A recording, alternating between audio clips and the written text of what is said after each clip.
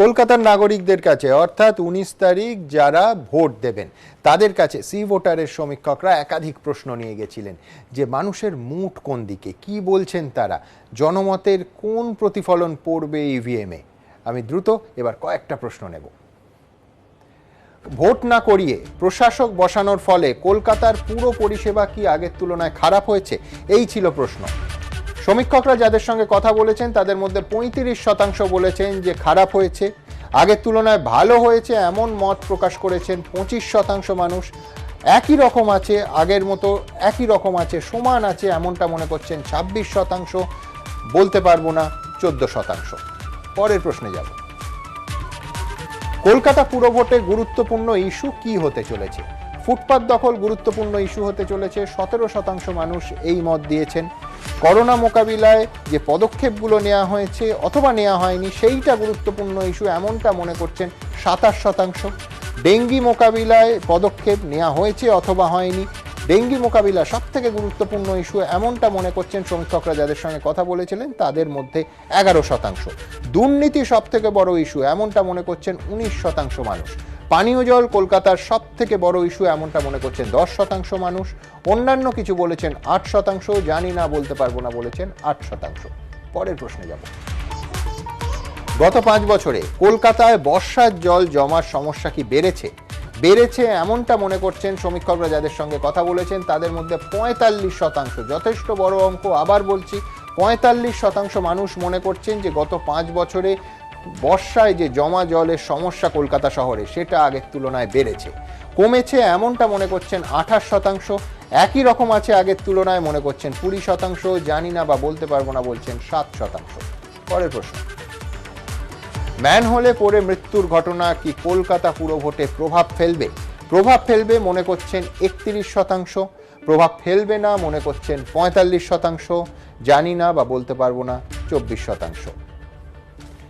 আমি এবার শুভময় মৈত্রের কাছে আসবো। শুভময় দা, 4টে দেখালাম, আরো এক ঝাঁক প্রশ্ন আছে দেখাবো, তার আগে দ্রুত আপনার মন্তব্য।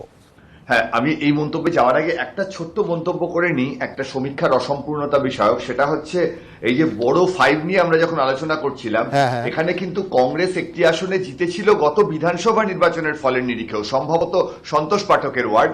আমরা যখন একটা ভবিষ্যৎবাণী করতে চলেছি তখন কিন্তু আমরা কংগ্রেসকে কোনো আসন দিচ্ছি না, লেফটকে একটি আসন দিচ্ছি। এই জায়গাটা একবার ফিরে দেখার প্রয়োজন আছে। এবার দ্বিতীয় যে আমরা এই মুহূর্তে যে 4টে প্রশ্ন করলাম আর কি, সেখানে কিন্তু দুটি জিনিস ভীষণভাবে গুরুত্বপূর্ণ। একটা হচ্ছে যে প্রশাসক বসানোর ফলে খারাপ হয়েছে কিনা। দেখুন, প্রশাসক হিসেবে ছিলেন কিন্তু মূলত যারা আগেরবার জয়ী হয়েছেন তারাই। সেইখানে এই যে খারাপ হয়েছে 35% বলা, এটা কিন্তু যারা প্রশাসনে ছিলেন তাদের পক্ষে খুব ভালো খবর নয়। আর দ্বিতীয়, বর্ষার জলের সমস্যাও কিন্তু পরিষ্কারভাবে নাগরিক পরিষেবার ক্ষেত্রে মানুষ যে খুব খুশি নন এটা বোঝা যাচ্ছে। এবং অন্যদিকে এই যে মানুষ, যে কলকাতার মানুষ যে রাজনীতি সচেতন, সেটা কিন্তু বোঝাচ্ছে। ধরুন, ম্যানহোল অত্যন্ত দুঃখজনক ঘটনা, ম্যানহোলে মৃত্যু বা এই ধরনের বিষয়, কিন্তু মানুষ কিন্তু বেশিরভাগ মানুষ মনে করছেন যে গোটা কলকাতার সার্বিক যে নির্বাচন পরিস্থিতি তাতে কিন্তু এটা প্রভাব ফেলবে না। সব মিলিয়ে কিন্তু যে জিনিসটা পরিষ্কার এ পর্যন্ত দেখে, তাতে তৃণমূল একটা বিপুলভাবে এগিয়ে আছে, এটা যেমন সত্যি, সেই রকম অন্যান্যদের ভোটের শতাংশটাও কিন্তু এত বেশি যে সেটা যদি কোনোভাবে ধরুন বামের দিকে বা কংগ্রেসের দিকে চলে যায় তাহলে কিন্তু ভোট ফলটা অনেকটা আশ্চর্যজনক হতেও পারে। বেশ, আমি একবার পার্থ ভৌমিকের কাছে যাব। পার্থদা, 45% মানুষ বলছে যে গত 5 বছরে জল জমার সমস্যা বেড়েছে। আপনি মনে থাকবে পার্থদা যে বহুবার এই সময়ই আমরা অনুষ্ঠান করেছি যখন প্রবল বৃষ্টি, জল জমার সমস্যা, তখন সাধারণ মানুষ বলছে যে আগে তো তৃণমূলের বোর্ড ছিল, সেই আমলে তৃণমূলের বোর্ড ভালো কাজ করেছিল, এখন জল জমার ক্ষেত্রে, জমা জল সরানোর ক্ষেত্রে তৃণমূলেরই বোর্ড আগের তুলনায় খারাপ কাজ হয়েছে, আগের তুলনায় বেশি জল জমে থাকছে। এটা কিন্তু একটা সাধারণ ফিডব্যাক, একেবারে ক্যামেরাতেও ধরা পড়েছিল, আপনার মনে থাকবে পার্থদা। আমি বলতে চাইছি যে আপনিও নিশ্চয়ই লক্ষ্য করেছেন, কিংবা যারা বলছেন তারাও নিশ্চয়ই লক্ষ্য করেছেন যে গত 2 বছরে বৃষ্টিপাতের সংখ্যা অনেক বেশি ছিল এবং অতি অবশ্যই জল নিকাশির কিছু সমস্যা ছিল বলে আমাদের এবারে দেখবেন আমরা পুরসভা নির্বাচনে জেতার পর যেগুলো করব বলেছি তার মধ্যে হচ্ছে 200টা অতিরিক্ত পাম্পিং স্টেশন, এবং এটা এই কারণেই করেছি যাতে কলকাতার মানুষকে এই জলের দুর্ভোগ পোহাতে না হয়। আমরা যদি মনে করতাম যে জল নিকাশির কোনো সমস্যা নেই, তাহলে নিশ্চিতভাবে আমরা 200টা পাম্পিং স্টেশন আবার নতুন করে বসাবো, এই কথা বলতাম না। এবং আপনি লক্ষ্য করে দেখবেন আমরা বলেছি যে ড্রেনগুলোকে ঢাকা দিতে হবে এবং আদিগঙ্গাকে যাতে পুরনো অবস্থায় ফিরিয়ে নিয়ে যাওয়া যায় আমরা তার জন্য চেষ্টা করব। আমি বিশ্বনাথ দার কাছে যাও। বিশ্বনাথ দা, ভোট না করিয়ে প্রশাসক বসানোর ফলে পরিষেবার মান খারাপ হয়েছে, এই রকম কিন্তু 35% মানুষ মনে করছে। অর্থাৎ নির্বাচন না হওয়ায় কোথাও কি মানুষের মধ্যে একটা ক্ষোভ আছে বলে এই ফিগার থেকে যদি কোনো কনক্লুশনে আসতে হয় সেটা ধরে নেব। আমি কয়েকটা জিনিস একটু বলে দিতে চাই। কালকে আপনার কালকের মেগা শো আছে। আমার মনে হয় যখন আমরা 90-এর দশকের কলকাতা কর্পোরেশন নিয়ে আলোচনা করতাম নির্বাচন সংক্রান্ত, সুব্রত মুখার্জি চলে গেছেন, খুব গুরুত্বপূর্ণ ইস্যুগুলো আসতো যে কলকাতা কর্পোরেশনের কে পুলিশের অধিকার দেওয়া উচিত কিনা। কলকাতা কর্পোরেশন মানে সিভিক পুলিশটা যদি দায়িত্ব পেত তাহলে অনেক বেটার ওয়েতে কর্পোরেশন ম্যানেজ করতে পারত। পৃথিবীর বড় বড় শহরগুলোতে পুলিশ প্রশাসনের সিভিল অ্যাডমিনিস্ট্রেশনটা মানে সিভিক পুলিশটাকে মেয়রের আন্ডারে দেওয়া আছে। 1, 2 হলো একটা বড় গুরুত্বপূর্ণ ইস্যু যে কলকাতা কর্পোরেশনের মেয়রকে স্ট্রং মেয়র সিস্টেমের মাধ্যমে নির্বাচিত করা উচিত কিনা। আমেরিকার মানে শিকাগো থেকে শুরু করে নিউ ইয়র্কের মতন শহরে যেখানে স্ট্রং মেয়র সিস্টেম আছে, অর্থাৎ প্রত্যেকটা মেয়রকে সমগ্র শহরবাসী নির্বাচিত করেন সরাসরি, তাহলে তার পাওয়ারটা অনেক বেশি হয়, লিডারশিপ দেওয়ার ক্ষমতা অনেক বেশি হয়। আমরা সেই সময় আলোচনা করতাম যে কলকাতা কর্পোরেশনের পাবলিক পার্টিসিপেশনটা কিভাবে আরো বাড়ানো যায়, মানে এই বিষয়গুলো আলোচ্য বিষয় হতো। খুব দুঃখের সাথে বলতে হয় যে ক্রমশ কিন্তু আমাদের ফোকাসটা অনেক বেটার ম্যানেজমেন্টের যে কনসেপ্টগুলো নিয়ে আলোচনা হতো, যেমন দমকল দপ্তরটা সরাসরি কর্পোরেশনের হাতে থাকা উচিত কিনা, এই নিয়ে আমরা আলোচনা করতাম। এখন ক্রমশ কিন্তু আমাদের বড় বৃহত্তম ফোকাস থেকে কিন্তু আমরা এভরিডে প্রবলেমের জায়গাগুলোতে ঢুকছি। এভরিডে প্রবলেমগুলো ক্ষেত্রে আমি আপনাকে খুব পরিষ্কার করে বলতে চাই যে কালেকটিভ ইন্টারেস্টে লোক কি ভোট দেয়, মানে অর্থাৎ আমার সামগ্রিক ওয়ার্ড বা সামগ্রিক পুরসভার পারফরমেন্সের ভিত্তিতে আমি ভোট দেই, নাকি আমি 500 টাকায় কন্যা মানে পেয়েছি, লক্ষ্মীর ভান্ডারের টাকা পেয়েছি, সেই ভিত্তিতে আমি ভোট দেই।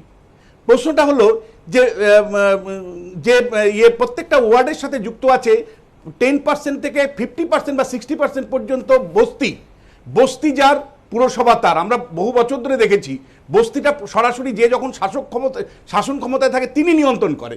তার বস্তিবাসীর নিরাপত্তা থেকে শুরু করে আলো পানীয় জল সবকিছু নির্ভর করে শাসক দলের উপর, এবং শাসক দল যেভাবে নিয়ন্ত্রণ করে। অত্যন্ত গুরুত্বপূর্ণ একটা কথা বলেছে। আমি শুধু একটা কথা বিশ্বনাথ দারই এখন থেকে 40 মিনিট আগে বলা কথা, তার সঙ্গে এই ঘটনাটা জুড়ে অনুষ্ঠানের পরবর্তী পর্যায়ে আসব, যে এই যে বিশ্বনাথ দা বলছিলেন যে একতরফা ভোট, সেটা কোনোভাবে সাধারণ মানুষের, আমি একেবারে আর্থিক শ্রেণীবিভাগ করে বলতে পারি যে শহরের একটা অংশের মানুষের যারা আর্থিকভাবে সচ্ছল তাদের ভোটদানের ইচ্ছেকে কোনোভাবে কমাচ্ছে কিনা, কিভাবে এই দুটোকে আমি রিলেট করেছি আমি আলোচনার পরবর্তী পর্যায়ে আসবো সেটা নিয়ে। কিন্তু তার আগে পার্থপ্রতিম বিশ্বাস হাত তুলেছেন, আমি তার সঙ্গে পার্থদা শুধু যোগ করে দেব যে কোভিড মোকাবিলা, লক্ষ্য করুন 27% মানুষ কোভিড মোকাবিলাকে অন্যতম গুরুত্বপূর্ণ ইস্যু বলে রিলেট করেছে, সব থেকে বেশি সংখ্যক মানুষ। আবার যে দুর্নীতিকে আপনারাই বলেন, বিশ্বনাথ দাই বলেন যে দুর্নীতি বড় ইস্যু হয় না, কিন্তু 19% মানুষ সেই দুর্নীতিকে ইস্যু হিসেবে মনে করছেন।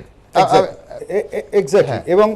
এবং সবচেয়ে ইন্টারেস্টিং পার্ট হচ্ছে যে করোনার ক্ষেত্রে আপনি যে 27% মানুষ ইস্যু মনে করছেন, এখানে কিন্তু বামপন্থীদের একটা প্যারালাল বিকল্প সেটা কিন্তু এই মনে হওয়াটাকে আরো অ্যাক্সিলারেট করেছে, যে যেগুলো রাষ্ট্রের দায়িত্ব ছিল সেই সময় সেটা রাষ্ট্র ডিসচার্জ করতে পারেনি। অর্থাৎ এই শ্রমজীবী ক্যান্টিন, আপনি শ্রমজীবী বাজার যেগুলো তৈরি করেছিল, গরিব মানুষের পাশে ছিল, এখানে সরকারের ভূমিকা, পৌরসভার ভূমিকা সেটা কিন্তু প্রশ্নে এসছে, আপনাদের সমীক্ষাতেও আছে।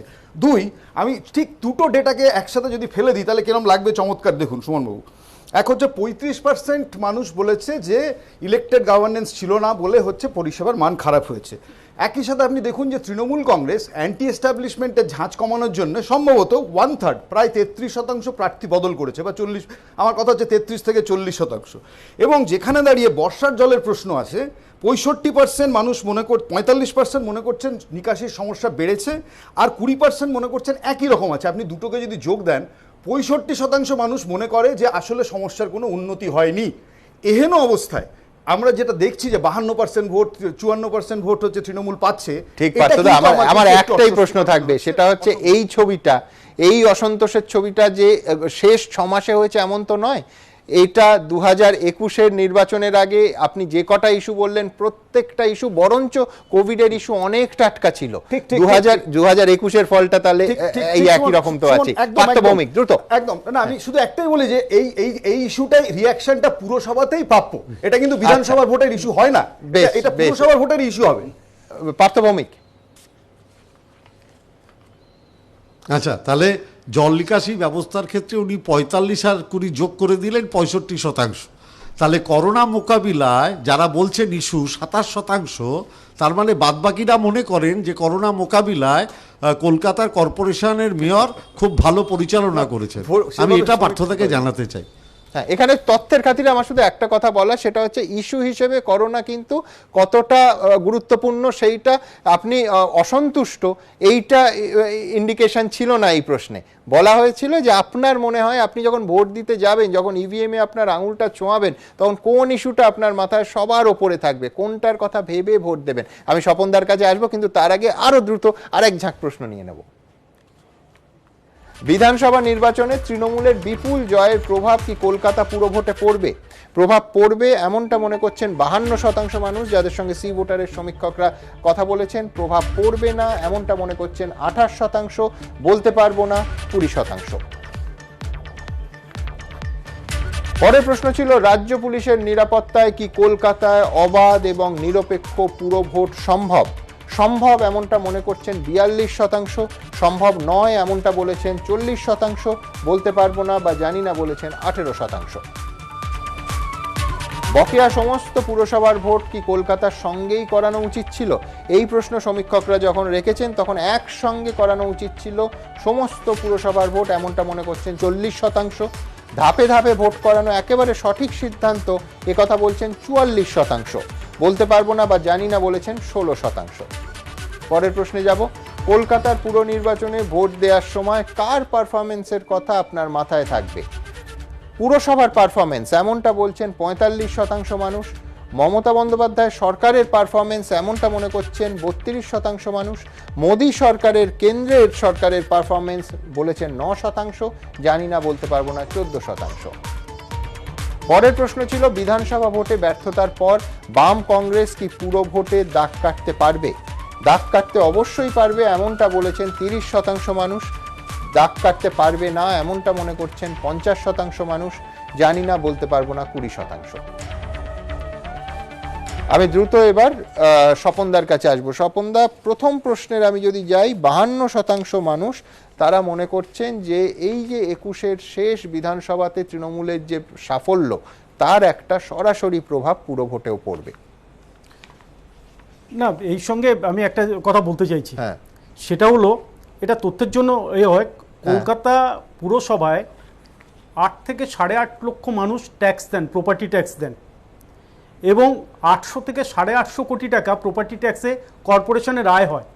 কর্পোরেশনের খরচা হচ্ছে 4298 কোটি টাকা। তো বাকিগুলো বিল্ডিং থেকে বা এই রোড ট্যাক্স বা বিভিন্ন ট্যাক্স থেকে আপনার যেগুলো থেকে আসে, এই বিভিন্ন খরচাগুলো আসে, রাজ্য সরকার বাকিটা রাজ্য সরকারকে দিতে হয়। কিন্তু আমার কথাটা হচ্ছে এই যে বাজেটের ভারসাম্যটা এই ভোটে, যেটা এক্ষুনি তৃণমূল কংগ্রেসকে ফেস করতে হবে, যেটা গত বিধানসভা নির্বাচনে মহিলাদের একটা অংশ বিজেপিকে ভোট দেয়নি, মহিলাদের একটা অংশ বিজেপিকে ভোট দেয়নি কয়েকটা কারণে, আমি কারণগুলো বলতে চাই না, কিন্তু গোয়ার মহিলাদের দাম আর বাংলার মহিলাদের দামের যে পার্থক্যটা করেছেন, যে একজনকে 5,000 টাকা মাসে, কথাগতরা আমি কাল দেখছিলাম সোশ্যাল মিডিয়ায় লিখেছেন। আমি বলছি স্বপনদা যেটা বলতে চাইছেন, পার্থভৌমিক, পার্থদার কাছে যাব, যে একই প্রকল্প, নাম আলাদা, বাংলার মহিলাদের 500 টাকা দেওয়া হচ্ছে, গোয়ার মহিলাদের বলা হয়েছে ক্ষমতায় তৃণমূল কংগ্রেস এলে 5,000 টাকা দেওয়া হবে। এটা রাজনৈতিক ইস্যু হতে শুরু করেছে। পার্থদা, আপনি মানবেন?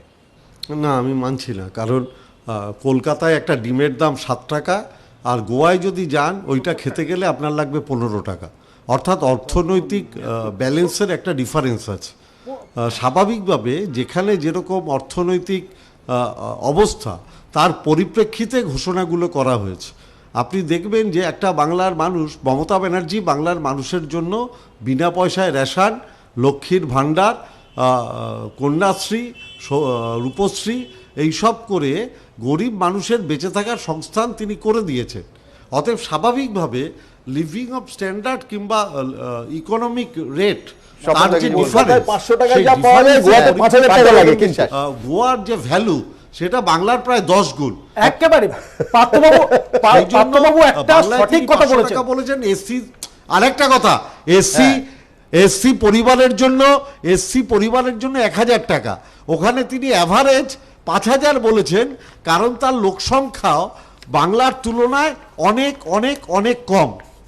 বেশ, আমি একবার বিশ্বনাথ তার কাছে যাব। বিশ্বনাথ দা, রাজ্য পুলিশের নজরদারিতে অবাধ পুরভোট হতে পারে এমনটা 42% মানুষ মনে করছেন, 40% বলছেন যে সম্ভব নয়। কিন্তু প্রশ্নটা হতে পারে নয়, সেটার অভিজ্ঞতাটা, মানে আমি বলছি প্রশ্নের মধ্যে একটা ফ্যালাসিও আছে, সেটা হচ্ছে হতে পারে তো বুঝলাম, কিন্তু হবে কি, অভিজ্ঞতা কি বলছে? অতীত অভিজ্ঞতা ভাবলে তাহলে কিন্তু একটা প্রশ্নচিহ্ন আমায় লাগাতেই হবে। বিশ্বনাথ, আমি প্রশ্নচিহ্নটা প্রথম থেকেই লাগাচ্ছি না, আপনি লক্ষ্য করেছেন এবার। একদম। তার কারণটা হলো খুব পরিষ্কার যে এবার 21-এর বিধানসভা নির্বাচনে বিজেপির প্রজেক্টটা কার্যত ব্যর্থ হয়ে যাওয়ার পরে এবং পোস্ট ইলেকশন ভায়োলেন্স যে লেভেলে হয়েছে, খুব কম বিরোধী কর্মী তারা সাহস দেখাতে পাচ্ছেন প্রচারে নামার জন্য।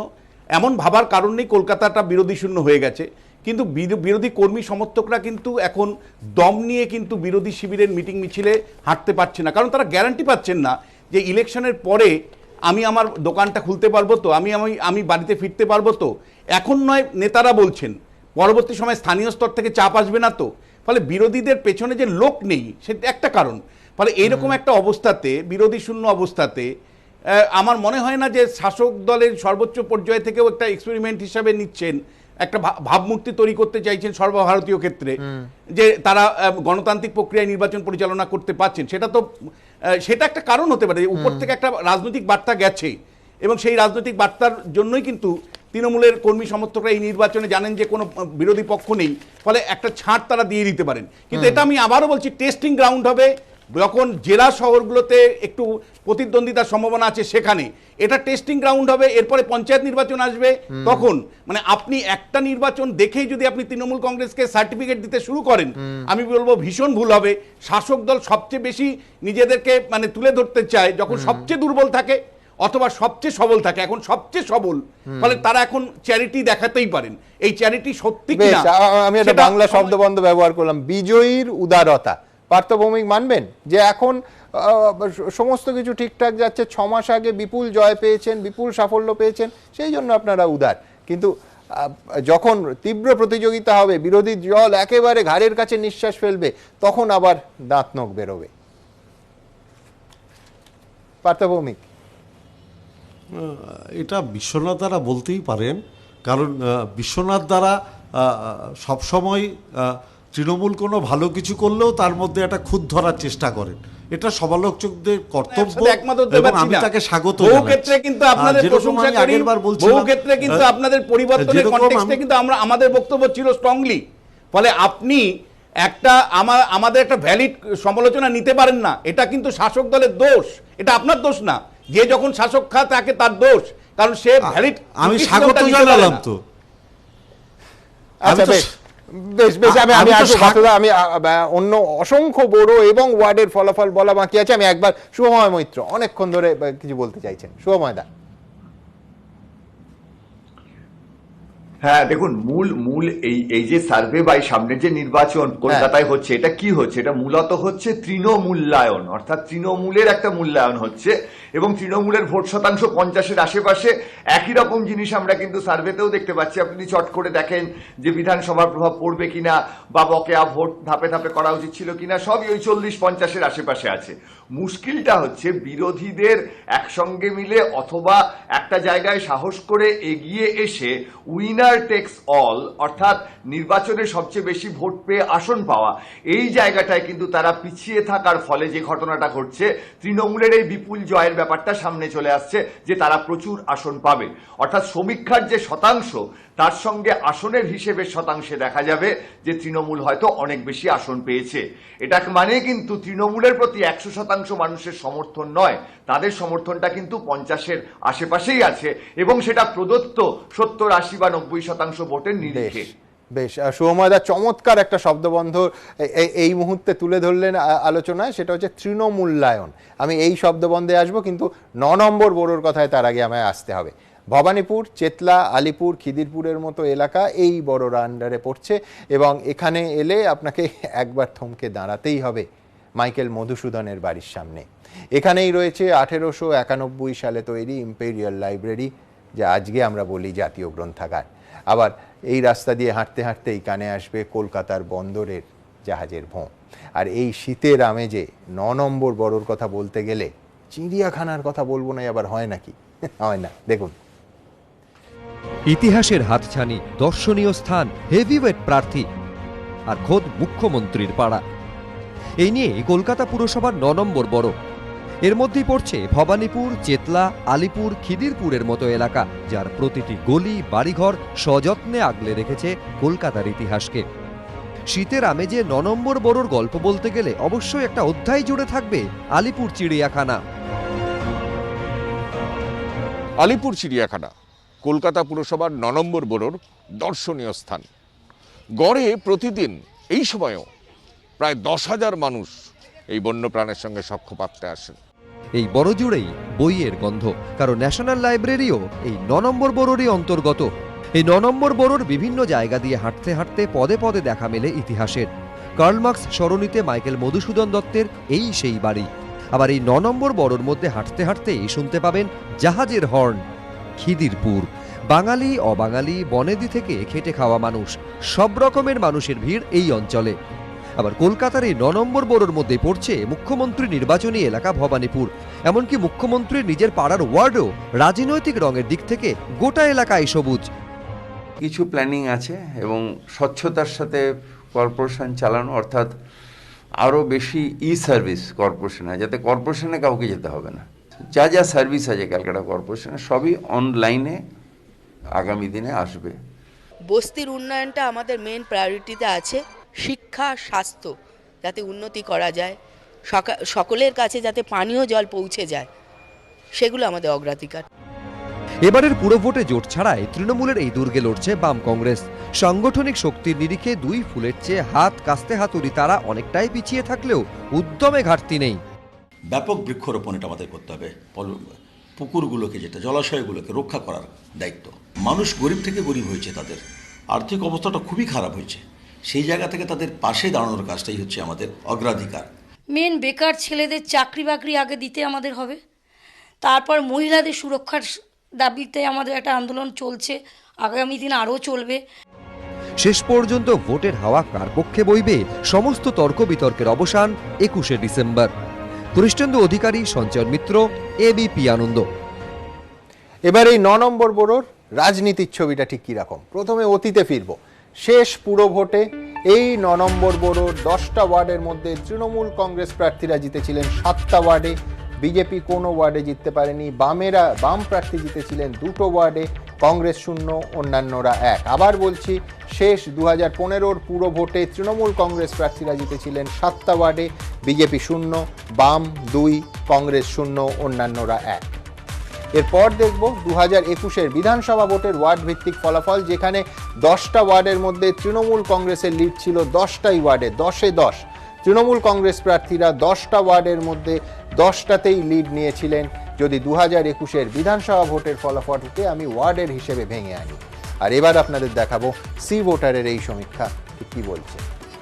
সি ভোটার বলছে 10টা ওয়ার্ডের মধ্যে 9টাতে তৃণমূল কংগ্রেস প্রার্থীরা জিততে পারেন, বিজেপি একটি ওয়ার্ডে জিততে পারে, বাম, কংগ্রেস এবং অন্যান্যরা 0। আবার বলছি, সি ভোটারের সমীক্ষা বলছে তৃণমূল কংগ্রেস প্রার্থীরা 10টার মধ্যে 9টা ওয়ার্ডে জিততে পারেন, বিজেপি একটা ওয়ার্ডে জিততে পারেন, বাম, কংগ্রেস, অন্যান্যরা 0। ভোটের শতাংশের হিসেব কি বলছে দেখাবো এবার।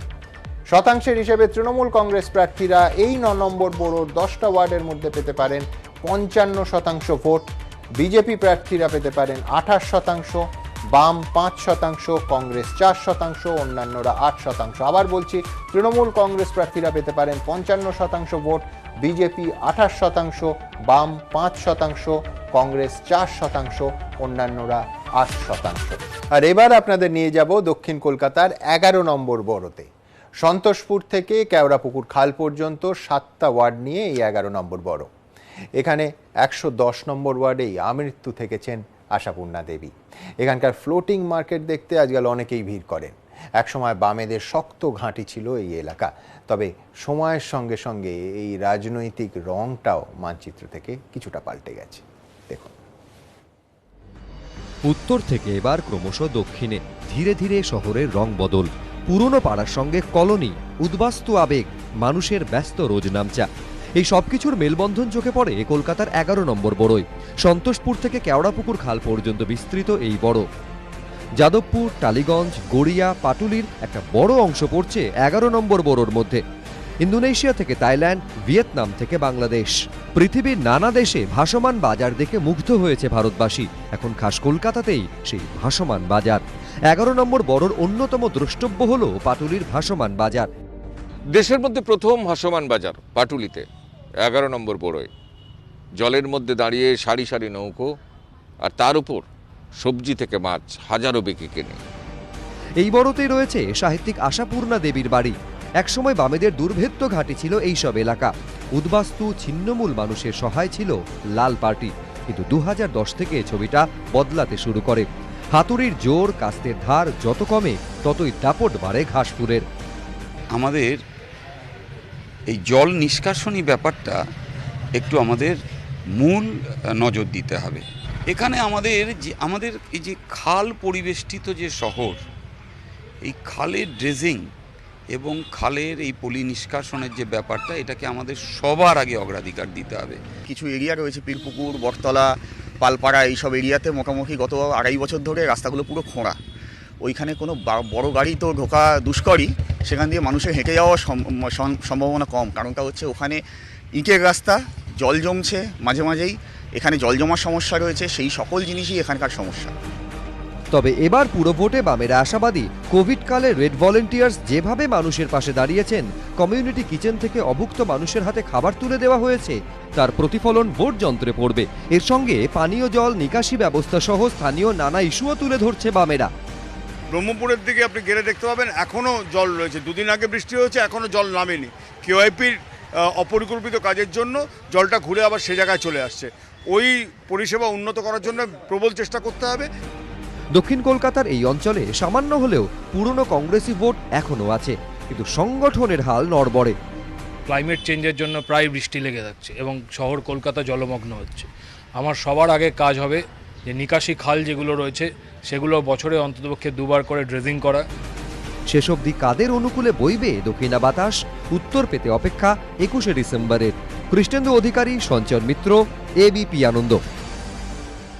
আর এবার আপনাদের দেখাবো রাজনীতির ছবিটা। শেষ পুরো ভোটে 2015 সালের পুরো ভোটে এই বড়োর ছবিটা ঠিক কিরকম ছিল।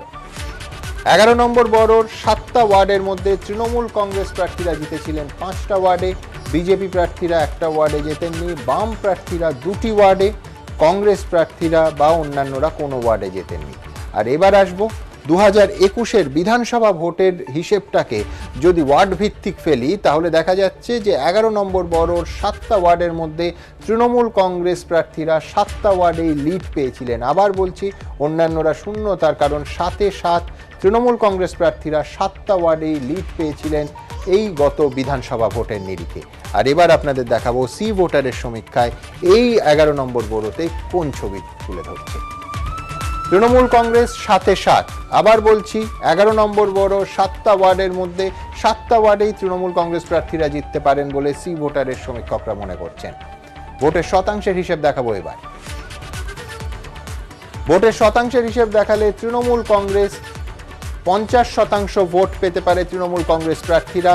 এই 11 নম্বর বড়ো 7টা ওয়ার্ডে বিজেপি প্রার্থীরা পেতে পারেন 24% ভোট, বাম প্রার্থীরা 12%, কংগ্রেস প্রার্থীরা 4%, অন্যান্যরা 10%। আবার বলছি, তৃণমূল কংগ্রেস প্রার্থীরা পেতে পারেন 50% ভোট, বিজেপি প্রার্থীরা 24%, বাম 12%, কংগ্রেস 4%, অন্যান্যরা 10%।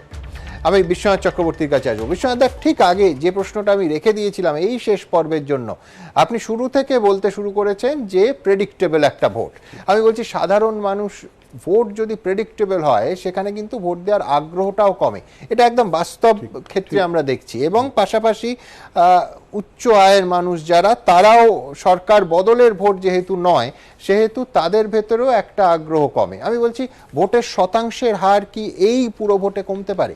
দেখুন, রাজ্যে যেখানে 82 থেকে 85% লোক ভোট দেয়, সেখানে কলকাতা শহরের এভারেজটা হলো 60 থেকে 62%। আপনি বুঝতেই পারছেন একটা বিরাট সংখ্যক মানুষ শহরে ভোট দেয় না। কেন দেয় না? তার একটা কারণ তো ঠিকই, যারা উচ্চবিত্তের আছে, যাদের সাথে রাষ্ট্রের কোনো সম্পর্ক নেই, রাজ্যের কোনো সম্পর্ক নেই, পুরসভার সম্পর্ক নেই, তারা অনুভবই করে না ভোট দেওয়ার ব্যাপারটা।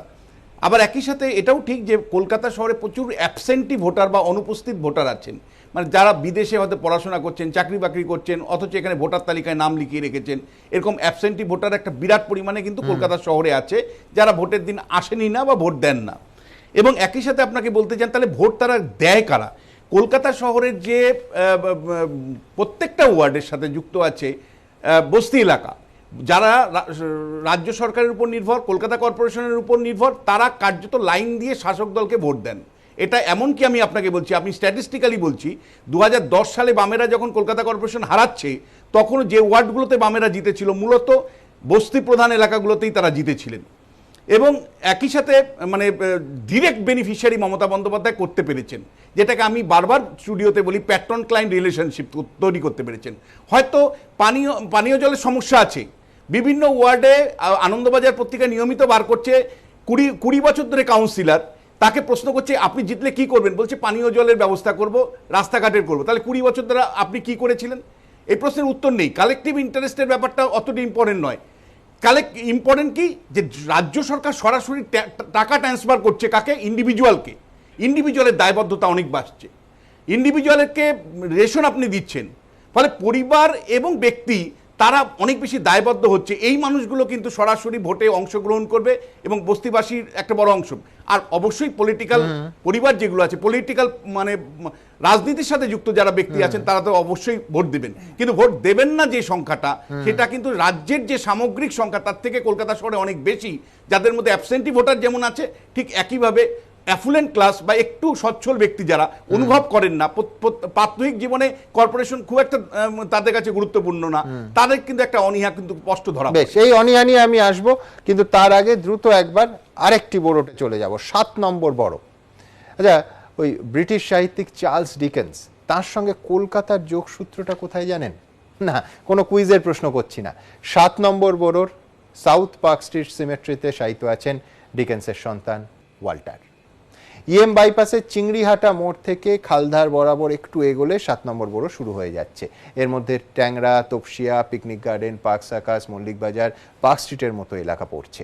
আমি দ্রুত একবার এলাকাটা দেখব, তারপর রাজনৈতিক ছবিটা দেখাবো। দেখুন, নবজাগরণের পথিকৃৎ ডিরোজিও থেকে এশিয়াটিক সোসাইটির প্রতিষ্ঠাতা স্যার উইলিয়াম জোন্স কিংবা বোটানিক্যাল গার্ডেনের প্রতিষ্ঠাতা রবার্ট কিড, এই শহরের অন্তরাত্মার সঙ্গে যারা মিশে রয়েছেন, তাদের চিরবাসস্থান কলকাতা পুরসভার 7 নম্বর বড়ো। এই বড়োর অন্তর্গত সাউথ পার্ক স্ট্রিট সিমেট্রিতে তারা চিরঘুমে শায়িত। শোনা যায়, যখন কলকাতা সবেমাত্র তৈরি হচ্ছে, তখন এই চত্বরে প্রচুর বাদাম গাছ ছিল, যার জন্য অনেকে এই এলাকাকে বাদামতলা বলেও ডাকতেন। সাহেবদের জমানায় তার রূপ বদলায়, তারপর পরিচয় পার্ক স্ট্রিটের সঙ্গে। ব্রিটিশরা এদেশে আসার পর প্রথম পার্ক স্ট্রিট এবং তার আশপাশের অঞ্চলে তাদের বসতি গড়ে তোলে। ধীরে ধীরে এইসব এলাকা সাহেবপাড়া বলে পরিচিতি পায়। আজও বাঙালির যে কোনো উৎসবে রসনা বিলাসের অভিজাত ডেস্টিনেশন বলতে পার্ক স্ট্রিটকেই বোঝায়। 7 নম্বর বড়োর মধ্যে যেমন রয়েছে ঝাঁ চকচকে পার্ক স্ট্রিট, অভিজাত শিক্ষা প্রতিষ্ঠান সেন্ট জেভিয়ার্স, সারি সারি হাই রাইজ বিল্ডিং, ঝাঁ চকচকে উড়ালপুল, 5 হোটেল, তেমনি এই বড়োর মধ্যেই পড়ছে কলকাতার আস্ত সবজি বাগান ধাপা। ধাপা থেকে কিছুটা দূরেই সায়েন্স সিটি, শুধু 7 নম্বর বড়োর নয়, গোটা বাংলার গর্ব।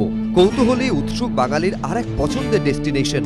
মা উড়ালপুল মাথায় আর সায়েন্স সিটিকে বাঁ হাতে রেখে পার্ক সার্কাস মোড়ের দিকে কিছুটা এগোলেই মিলবে পুরনো কলকাতার আরেক ঠিকানা, চীনাপাড়া। এখানকার রেস্তোরাঁয় বসে চাউমিন, চপসি, ফ্রাইড রাইস খাননি এমন বাঙালি খুবই কম। কলকাতার এই চীনাপাড়াতেও এখন পুরো ভোটের হাওয়া। বাংলা, হিন্দি, ইংরেজির পাশাপাশি চীনা ভাষায় ভোট বার্তা।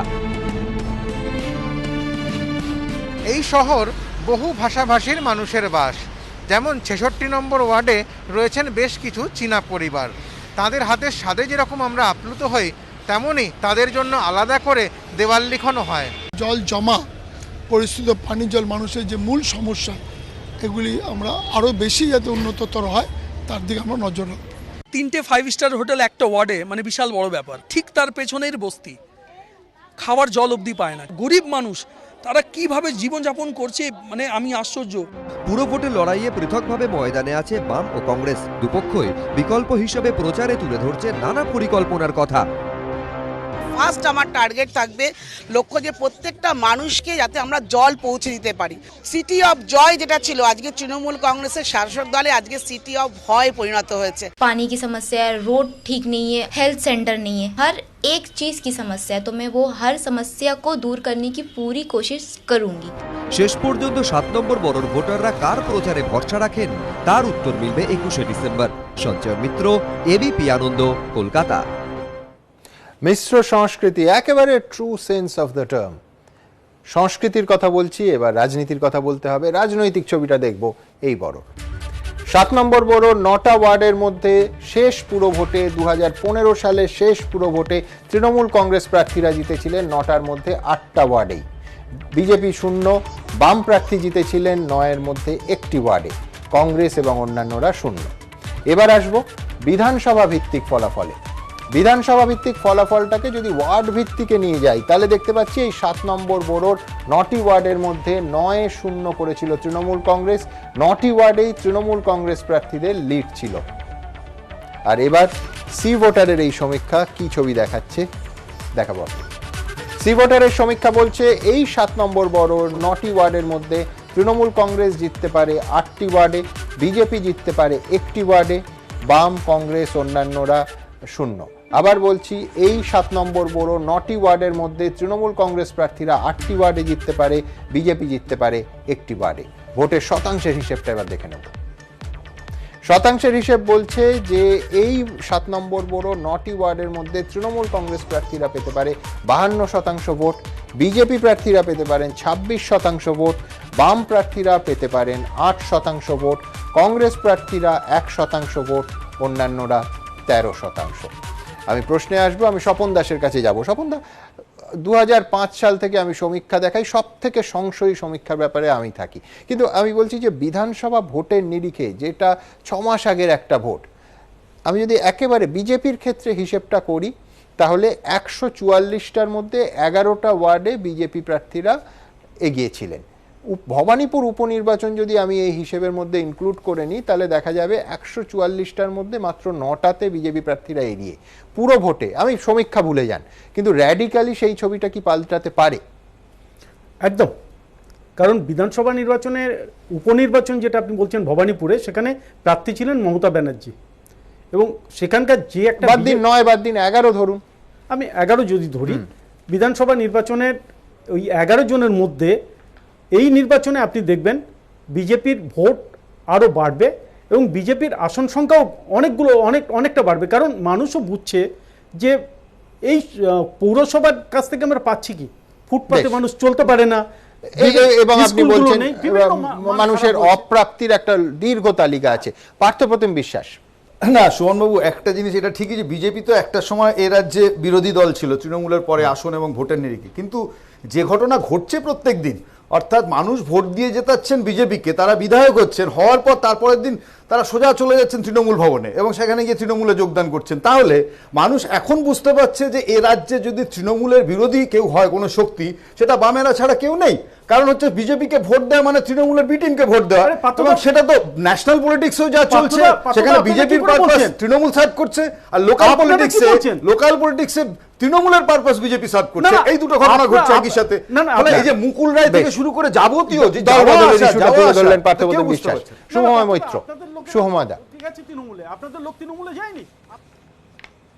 হ্যাঁ, পার্থদা যে জায়গাটার কথা বলছেন সেই জায়গাটা কিন্তু সাধারণ মানুষের কাছে কতটা পৌঁছচ্ছে পরিষ্কার নয়, এবং এই কনফিউশনটা আপনাদের ডেটা থেকে পরিষ্কার দেখুন, যেখানে বামপন্থীদের ভোট একটু কমের দিকে, সেখানে কিন্তু যে ভোটাররা মতামত দিতে পারছেন না সেটা কিন্তু একটু বেশির দিকে। আমি ডেটাগুলো দেখে এই নেগেটিভ কোরিলেশনটা পাচ্ছি। অর্থাৎ বামেরা কম ভোট পেলে তার মধ্যে বেশ কিছু মানুষ মনে করছেন কাকে ভোট দেবো।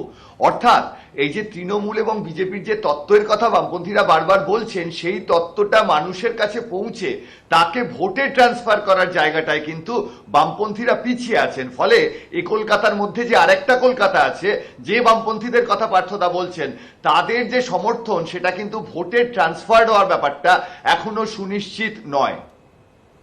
বিশ্বনাথ মানবেন? প্রসেসটা জারি আছে, কারণ বিজেপি সম্পর্কে মোহভঙ্গ হচ্ছে মানুষের, যে এরা তৃণমূলের বিরোধী শক্তি নয়, এরা তৃণমূলের বিকল্প নয়, এরা সহযোগী শক্তি। এইটা যখন প্রতিষ্ঠিত হচ্ছে, চেঞ্জ হচ্ছে। না দেখুন সুমনদা, আমি বারবার বলছি যে 11 সালের পর থেকে তৃণমূল বিরোধী ভোটাররা উপযুক্ত গুরু খুঁজছে যে কাকে দিয়ে তারা তৃণমূলের বিকল্প একটা সরকার গঠন করতে পারে। সেখানে কখনো মনে হয়েছে বাম কংগ্রেসে গেলে তৃণমূলকে হারানো যেতে পারে, গিয়ে দেখলেও সেখানেও পারলো না 16 সালে। আবার ওই ভোটাররা, তৃণমূল বিরোধী ভোটাররা, তারা বিজেপিতে এসেছিল, এরা বিজেপির স্থায়ী ভোটার নয়। ফলে এখন কিন্তু একটা সম্ভাবনা আছে এই কর্পোরেশন ইলেকশনে, আমার যতটুকু অ্যাসেসমেন্ট, যে একটা অংশ কিন্তু আবার লেফটের দিকে, বিশেষ করে সিপিআইএম দলের দিকে কিন্তু শিফট করতে পারে। এবং যেভাবে ইয়ং ক্যান্ডিডেট তারা দিয়েছে, প্রার্থী দিয়েছে, যাদের বিরুদ্ধে কোনো দুর্নীতির অভিযোগ নেই, এটা একটা কনসিডারেশনের মধ্যে আসতে পারে। এবং এটা সম্ভাবনা আমি প্রবল দেখছি। হয়তো ইন টার্মস অফ ওয়ার্ড হয়তো বামেরা খুব একটা পাবেন না, কিন্তু in terms of vote percentage সেটা কিন্তু আমি সি ভোটার যে ভোট পার্সেন্টেজ দেখাচ্ছে, তার থেকে বামেদের, বিশেষ করে সিপিআইএম এর ভোটের প্রাপ্ত ভোটের পরিমাণ কিন্তু বেশি হওয়ার সম্ভাবনাই আমি দেখছি।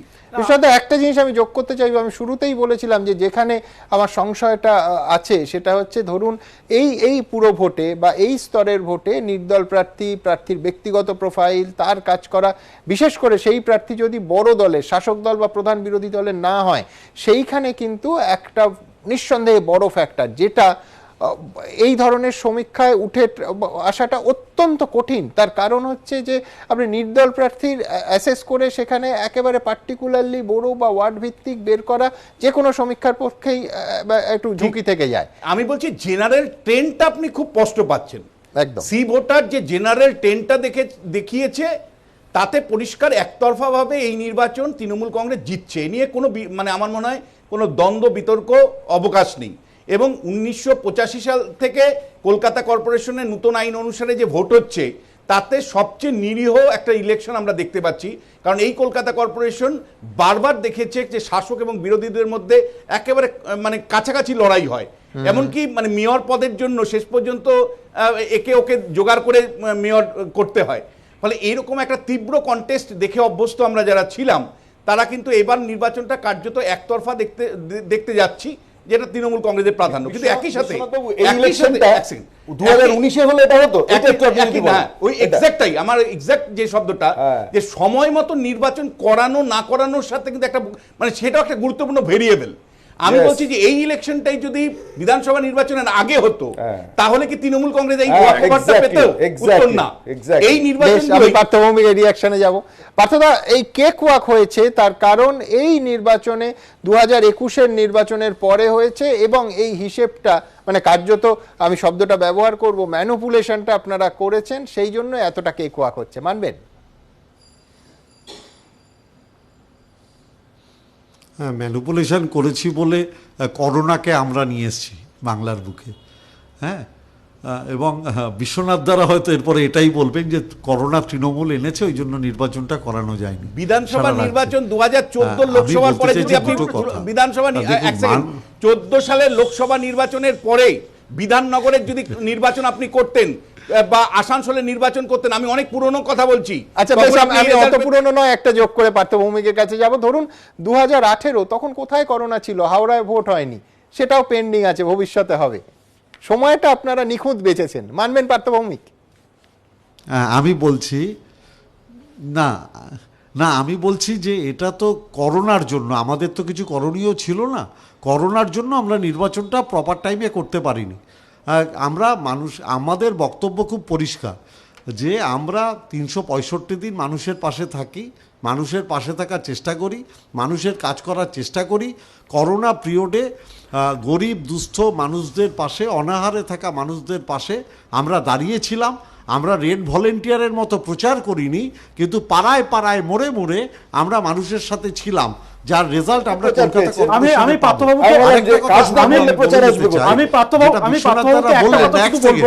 পার্থবাবুকে একটা শুধু সেই পরিস্থিতিতে ভোট করলে তৃণমূল হারতো তাই ভোট করেননি, এই পরিস্থিতিতে ভোট করলে তৃণমূল বিপুল ভোটে জিতবে তাই ভোট করছেন। পরিস্থিতি এটা নির্ভর করছে পরিস্থিতির উপর। আমি বিশ্বনাথদার সঙ্গে একটা বিষয় একমত নয় যে দুর্নীতি কারণে না না আমি প্লিজ তফাৎ, আমি বিশ্বনাথ একটা বিষয় একমত নয় যে দুর্নীতির কারণে বা দুর্নীতিগ্রস্ত হওয়ার কারণে, দুর্নীতিগ্রস্ত হওয়ার জন্য মানুষ ভোট টোট দেয়, আমি এসব মনে করি না। এখনকার মানুষ পার্টি থেকে ভোট দেয়। একসময় নির্দলরা জিততেন ব্যক্তি প্রভাবে, এখন ব্যক্তি প্রভাব বলে কিছু কাজ করে। পার্থভৌমিক যে 2018 হাওড়ায় কোথায় তখন 2020 মার্চে হচ্ছে ভোট হয়নি, ভোট পেন্ডিং আছে, এইটা নিখুঁত সময়। এরপর তৃণমূল কংগ্রেস এই জয় এবং এই কেক ওয়াক সময়ের হিসেবে হচ্ছে, মানবেন? না, মার্চের 23 তারিখ থেকে করোনার জন্য সারা ভারতবর্ষে লকডাউন হয়েছিল। তার আগে থেকেই আপনি জানেন 30শে জানুয়ারি প্রথম ভারতবর্ষের বুকে করোনা আসে। অর্থাৎ সেই করোনা আবহাওয়ায় মানুষের মধ্যে সবটা বলছেন 2020, আমি বলছি 18-19 কি হলো? 18-19 হাওড়া তো 18 থেকে পেন্ডিং। না না না না আমি কলকাতা কর্পোরেশনের কথা বলছি, যেটার উপরে দাঁড়িয়ে আলোচনা হচ্ছে, আমি সেটার কথা বলছি। দেখুন, যেরকম ধরুন কি কিছু কিছু কথা পাশ কাটিয়ে যাওয়া যায়। এই যে একটু আগে বলছিলেন না, গোয়ায় 5000, বাংলায় 500, গোয়ায় পরিবার পিছু 5000 আর বাংলায় ইন্ডিভিজুয়ালি প্রত্যেকে 500, এটা কিন্তু কেউ উল্লেখ করছেন না। দেখুন, কলকাতা কর্পোরেশনের মানুষ ভোট দেবে, সাবস্ক্রাইব হবে না, এটাই কলকাতা কর্পোরেশনের মানুষ ভোট দেবে, কলকাতা কর্পোরেশনের মানুষ ভোট দেবে, হাওড়া কর্পোরেশনের মানুষও ভোট দেবে। মানুষ যদি মনে করে যে পার্থবাবুরা সঠিক, তাহলে মানুষ আমাদের বিরুদ্ধে ভোট দেবে। আর যদি মানুষ মনে করে যে বিপদে আপদে মমতা ব্যানার্জির তৃণমূল কংগ্রেসকেই তারা পাশে পেয়েছে, তাহলে মানুষ আমাদের ভোট দেবে। একেবারে আমি বলছি এটাই তো গণতন্ত্র। মানুষ শুধু শান্তিতে, সুষ্ঠুভাবে, নির্বিঘ্নে, বিনা বাধায় ভোট দিতে পারুক এবং পশ্চিমবঙ্গর কলকাতা নামক মহানগরী একটা ট্রেন্ড সেট করুক যে হিংসা ছাড়া, ঘটনা ছাড়া, হ্যাঁ, পশ্চিমবঙ্গে হয়, কলকাতাতেও ভোট হতে পারে। আমি বলছি প্রত্যেকে নিঃসন্দেহে সমস্ত কিছুর ওপরে এই চাহিদাটা আছে যে এই দেশের অন্যান্য রাজ্যে ভোটের দিন আমরা যে ছবিটা দেখি শান্তিপূর্ণ, অবাধ গণতন্ত্রের উৎসবের, কলকাতায় 19 তারিখ সেইটা হোক। আমি জানি অনেকগুলো বড় বাকি রয়ে গেল এবং অবশ্যই এই 144টার মধ্যে একেবারে ওয়ার্ডের হিসেবে কটা ওয়ার্ডে কোন দল এগিয়ে থাকতে পারে, ভোটের শতাংশই বা কী হতে পারে, আমি এই ফিগারে আসব। এই ওপিনিয়ন পোলের বাকি বড়র ফলাফল এবং ফাইনাল রাউন্ডের সমীক্ষার ফলাফল আপনাদের সামনে রাখবো আগামী বুধবার ঠিক সন্ধে 7টায়। পাশাপাশি খানিকক্ষণ আগে বিশ্বনাথদা বলেছেন, আবার একবার মনে করিয়ে দিই, আগামীকাল রয়েছে আমাদের বিশেষ অনুষ্ঠান গঙ্গাপাড়ে পুরযুদ্ধ। সেখানে গঙ্গাবক্ষ থেকে যেমন থাকবেন রাজনীতিবিদরা, তেমন থাকবেন বিশিষ্টরা।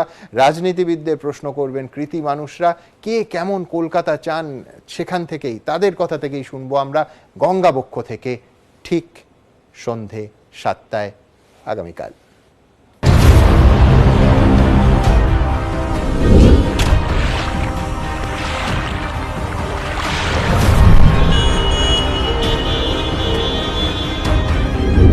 জিততে পারি, এই জয় আমার বিশ্বাস